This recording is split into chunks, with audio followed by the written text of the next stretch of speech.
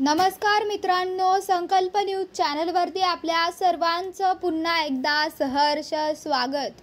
आताच्या क्षणाची सर्वात मोठी आणि महत्त्वाची बातमी समोर येत आहे। सविस्तर बातमी जाणून घेण्यापूर्वी आपण जर चॅनलवरती नवीन असाल तर चॅनलला सबस्क्राइब करा, बेल आयकॉन प्रेस करा। आगामी विधानसभा निवडणुकीच्या पार्श्वभूमीवर भाजपाने तयारी सुरू केलेली आहे। लोकसभेला जो फटका बसला तो विधानसभेला टाळण्यासाठी भाजपाने कंबर कसली आहे। महायुतीत विधानसभेसाठी जागा वाटपाची चर्चा सुरू झाली आहे। एकीकडे मित्र पक्षाच्या मागण्या सुरू असताना दुसरीकडे आपल्या नेत्यामुळे भाजपाचं टेन्शन वाढलं आहे। 2014 मध्ये भाजपाने 122 जागा जिंकल्या। 2019 मध्ये भाजपाच्या जागा 105 वर आल्या। यंदा भाजपाचा आकडा 100च्या आत येण्याची शक्यता आहे। भाजपाच्या आमदारांबद्दल असलेला अँटी इन्कमिंगचा मुद्दा निकाली काढण्याचा याची चिंता भाजपाला सतावू लागलेली आहे। विद्यमान आमदारांचं तिकीट कापल्यास त्यांच्या नाराजीचा सामना करावा लागू शकतो अशी भीती भाजपाला आहे। तिकीट कापण्यात आलेले आमदार महाविकास आघाडीकडे गेल्यास काय अशी चिंता भाजपाला सतावत आहे।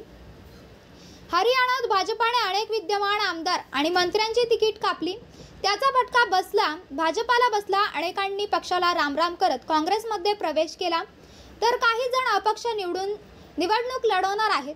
हरियाणाची पुनरावृत्ती महाराष्ट्रात होऊ नये यासाठी भाजपाकडून दक्षता घेतली जात आहे। दरम्यान लोकसभा निवडणुकीत शरद पवारांकडे बऱ्याच मतदारसंघात उमेदवार नव्हते।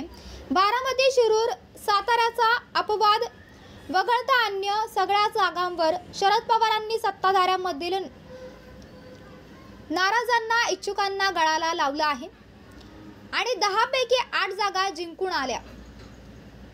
पवारांनी धैर्यशील मोहिते पाटील यांना आपल्याकडे वळवत माड्यात बाजी मारली, याची जाणीव भाजपाला आहे। यामुळेच आमदारांची नाराजी टाळण्यासाठी भाजप विशेष प्रयत्न करत आहेत। अजित पवार महायुतीत सहभागी झाल्याने भाजपामधील इच्छुकांमध्ये अवस्था आहे। कागलमध्ये समरजित घाटगेंनी कमळ सोडून हाती तुतारी घेतली आहे, तर इंदापूर राष्ट्रवादी काँग्रेसच्या दत्ता भरणेंना टक्कर देणारे भाजपाचे हर्षवर्धन पाटील देखील नाराज आहेत। ते तुतारी हाती घेण्याची शक्यता आहे। राष्ट्रवादीचे आमदार असलेल्या अनेक मतदारसंघात हीच स्थिती आहे। त्यातच आता आमदारांनी तिकीट कापल्यावर भाजपाची साथ सोडल्यास पक्षाच्या अडचणी आणखी वाढू शकतात। तर मित्रांनो, आपल्याला काय वाटतं, आपली प्रतिक्रिया आम्हाला कमेंट बॉक्सच्या माध्यमातून नक्कीच कळवा आणि चॅनलला आणखीनही सबस्क्राइब केलं नसेल तर चॅनलला सबस्क्राइब करा, बेल आयकॉन प्रेस करा, जेणेकरून असेच नवनवीन व्हिडिओ व चालू राजकीय घडामोडी सर्वप्रथम आपल्याला या चॅनलवरती बघायला मिळतील। भेटूयात पुढच्या व्हिडिओज, तोपर्यंत धन्यवाद। जय महाराष्ट्र।